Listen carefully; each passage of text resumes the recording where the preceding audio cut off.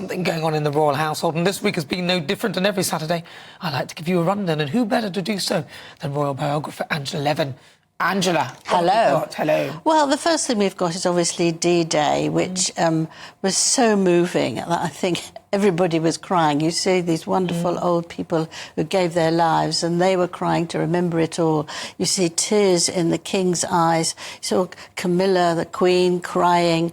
And I think, gosh, you know, actually Britain's maybe opening up, and we're not sort of stiff upper lip all the time anymore. I thought it was interesting. I've noticed the Queen always wears gloves now, and I think that's to, you know, shake hands, you don't get so many germs. But she doesn't mind crying in public. She just feels that if that's what she feels like, that's it. So I think it was incredibly overwhelming and moving, and I think that William was so dignified. Oh, he's amazing, isn't he? And he was the young king. And I thought he was brilliant. He must have been heartbroken that he couldn't have his wife with him. And he said to one of the people, ex-army, that she was doing well. And today we heard that Catherine had written to the Irish Guards saying, because they're doing Trooping the Colour next Saturday, and they said, I hope I'm able to represent you very soon. Oh, bless her heart. And that's very moving. So all these things extremely moving and very, I think it's Britain at its best, really, when we care about what we're doing. One of the people who knocks us on the head now and then is Harry.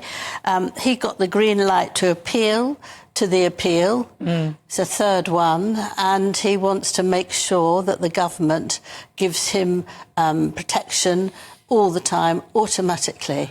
One of the reasons is that he's going away with Meghan for a tour, world tour, which made my heart sort of pump, because this is going to be another copy of what the royal family is like. And he wants to be covered. Well, it's not on our tax, frankly. So we, the British public, would pay for this? Yes, yes. It's a joke, isn't it? And he also said he wanted it all done by the end of the month, June, and the judge said he doesn't deserve that. He is not in that VIP category.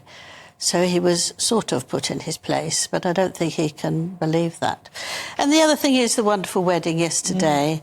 And one of the things I loved, there was a wedding dress, but also I loved the blue velvet shoes. And I thought that Olivia, the bride, she was really going to the wedding thing. There's something old, something new, borrowed and blue. The old and the borrowed was from her great-grandmother in 18-something. Wow. And that was put around her arm and also the neck. And I thought, good for you. And she had the blue shoes, amazing blue shoes, which made me think that she's really quite a girl, you know, because very few people wear anything other than white for their wedding. She's and I thought that was lovely. As well. And William again was wonderful.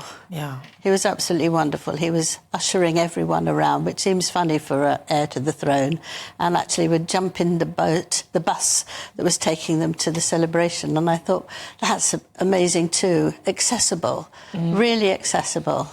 Well, Angela Levin, as ever, succinct as ever, thank you so much for joining me. Thank really you. Good to hear all of that. So that's my royal roundup. That was the brilliant Angela Levin.